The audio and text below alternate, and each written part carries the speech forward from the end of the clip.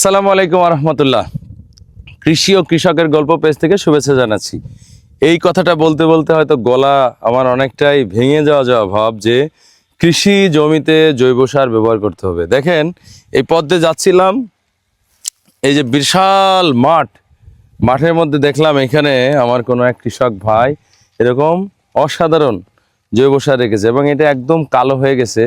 এটা বোঝাই যাচ্ছে যে 1 বছর রেখে দেওয়া বা 2 বছর বয়স এরকম জৈব সার। এবং এটা তো শুধু গোবর দেওয়া, বাট কালার দেখে মনে হচ্ছে ট্রাইকো কম্পোস্টের মতোই।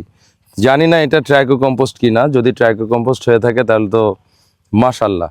আর যদি শুধু গোবরটাও হয় বাড়ির পাশে সেটাও বেটার, কারণ কি অনেক বড় বড় কেঁচো এর মধ্যে থাকে, কেঁচোতে খেয়ে পায়খানা করে বার্মি কম্পোস্ট করে দেয়। সুতরাং সার দেখে বোঝাই যাচ্ছে যে এটা সর্বোচ্চ লেভেলের ভালো সার।